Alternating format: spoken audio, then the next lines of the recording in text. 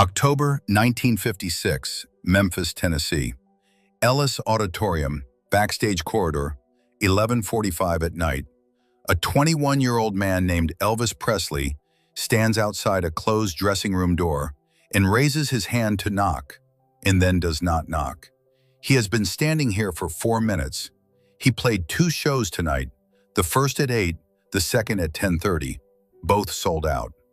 The screaming started before he reached the microphone and did not stop until he was back in the car. He is 21 years old, and he has been famous for approximately 14 months, and he still does not entirely know what to do with the screaming. Not because it frightens him, but because it exists in a register that has nothing to do with the music. And he came to Memphis at 17 to make music, and the screaming is something else, something that has attached itself to the music and will not be detached, and that he is learning to live alongside the way you learn to live alongside something that is not going away. He is not here about the screaming. He is here because of something he heard 3 weeks ago on the radio in the tour bus between Shreveport and Baton Rouge at 2 in the morning when most of the other men on the bus were asleep. He heard a voice come out of the radio that did something to him that very few voices had ever done, which was make him feel that the person singing was not performing a song, but stating a fact, a hard fact, the kind of fact that costs something to say out loud. The voice was low and deliberate, and it carried something in it that reminded him of the preachers he had heard in the Assembly of God churches in Tupelo when he was a boy, the ones who were not performing their faith, but living inside it. And the song was Folsom Prison Blues, and the man singing it was Johnny Cash. And Elvis Presley had listened to it twice and then sat with the window open in the Louisiana night coming in and thought about it for a long time.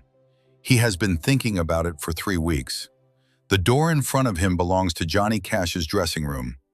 Cash played the first show on the bill tonight before Elvis, which is not the usual order of things, but which the promoter had arranged for reasons of scheduling. Elvis had been in his own dressing room during Cash's set, and had heard it through the wall, and then had stood in the wing for the last 3 songs, watching from the side of the stage, which nobody had told him to do, and which he had done anyway, because the voice through the wall had pulled him out of his chair and down the corridor without his entirely deciding to go.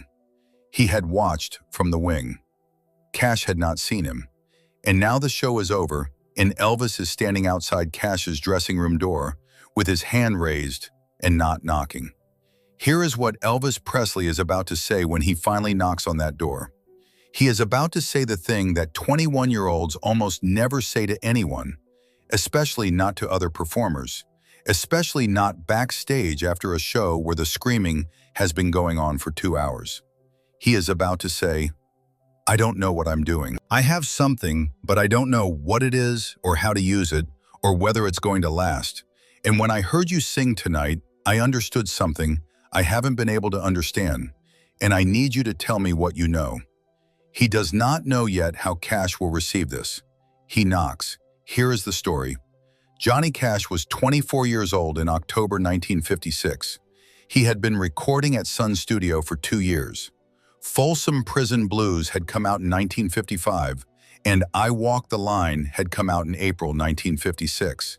And both of them were on the charts, and Sam Phillips had been right about what he had when Cash walked into Sun and opened his mouth. Cash was not yet the man in black in the full sense of that identity, was still becoming it, still finding the edges of what he was and what he was not. But the voice was already completely itself, had been completely itself since the cotton field in Dias, and the audiences he was playing to in late 1956 understood that they were hearing something that was not quite like anything else.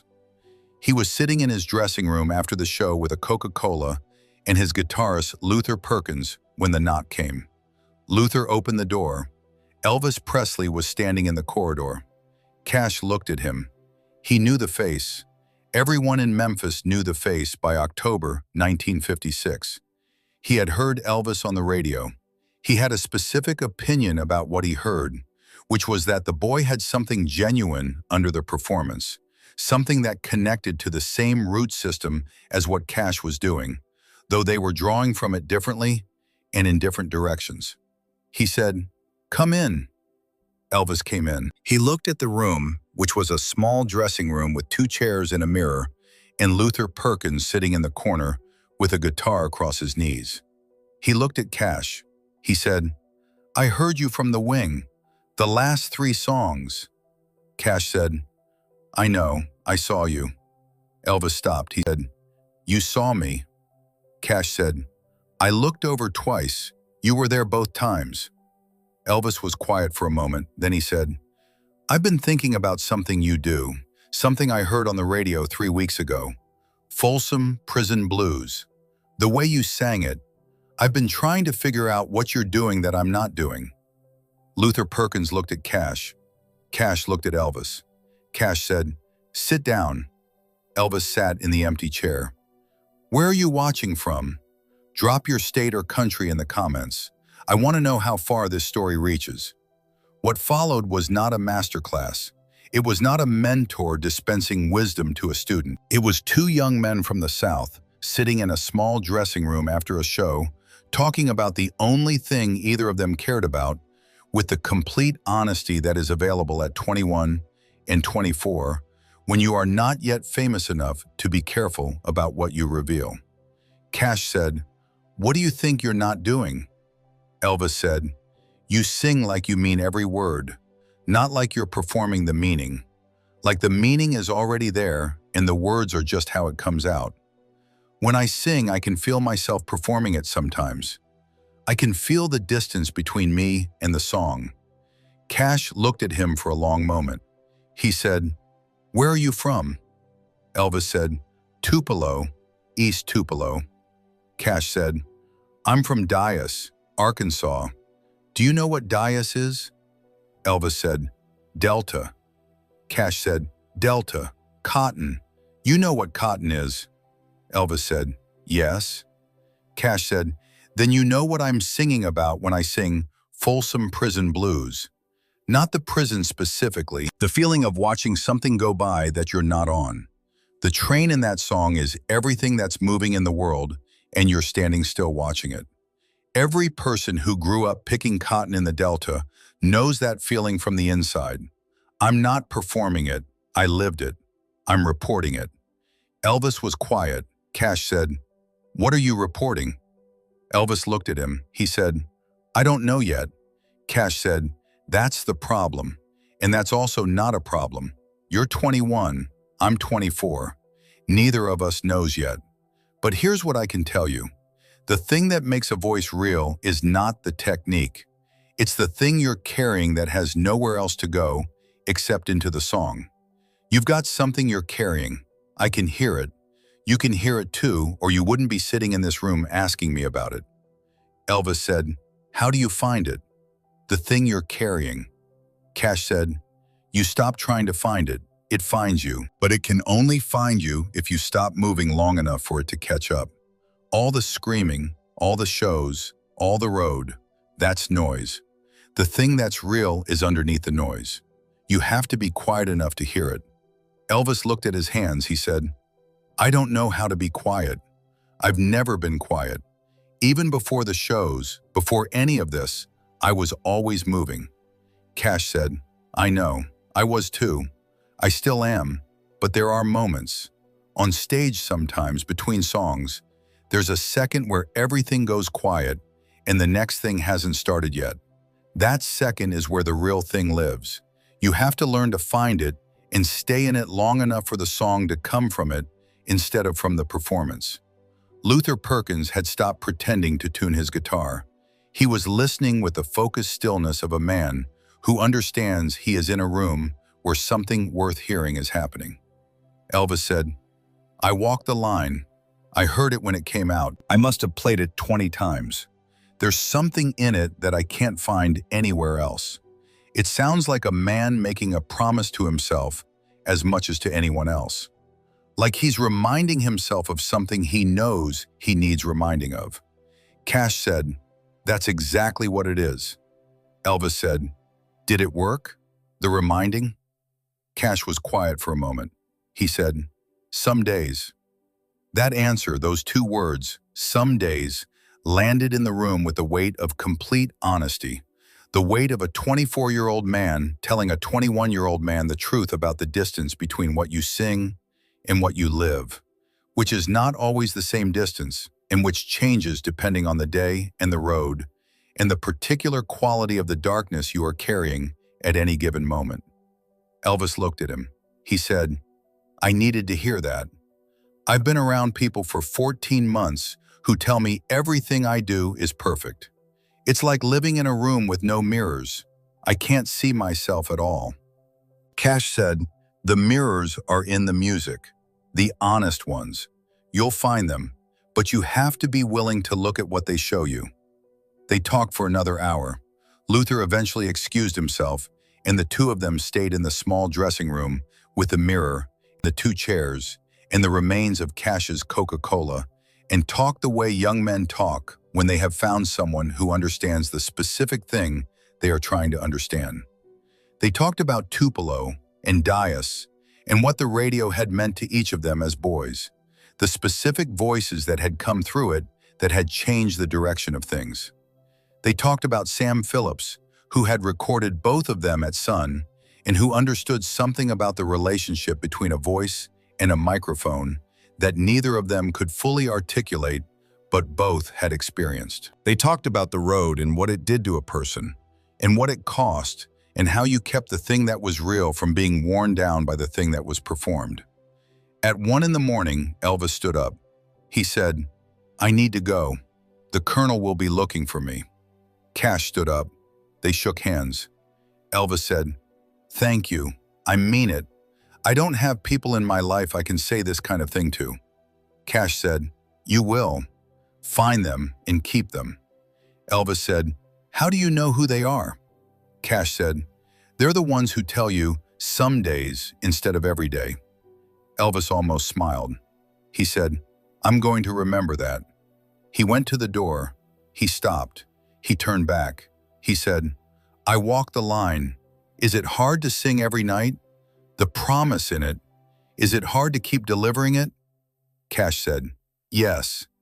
Elvis nodded. He said, "Good. I think it should be hard. I think the ones that are easy aren't worth singing." He went out the door and down the corridor and back to his own dressing room and the colonel and the machinery of being Elvis Presley in October 1956. Cash sat back down in his chair. He finished his Coca-Cola. He looked at the closed door. Now, June Carter Cash. June was not in Memphis that night. She and Cash were not yet together in the way they would be together.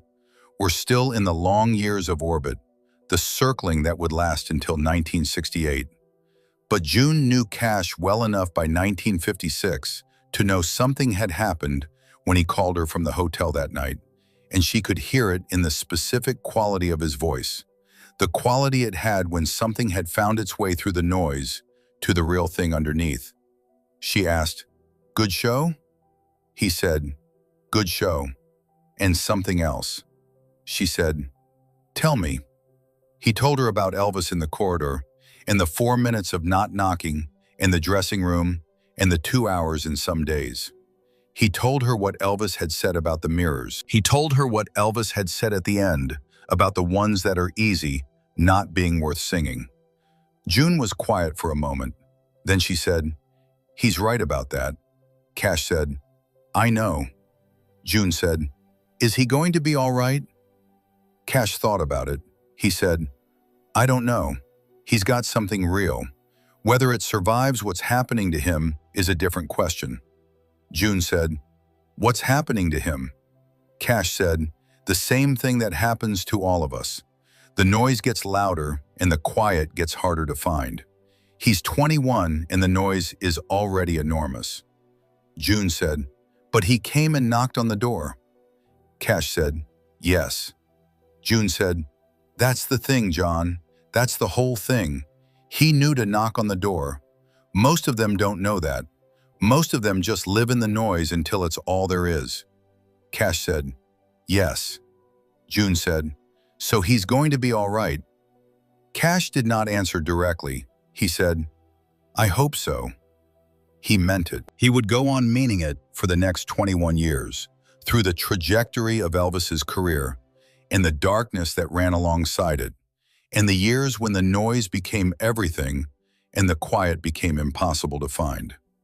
He watched from a distance the way you watch someone whose situation you understand and cannot change, with the specific helplessness of a man who has said the true thing and knows that saying the true thing is all that was available, and that what happens after is not in his hands.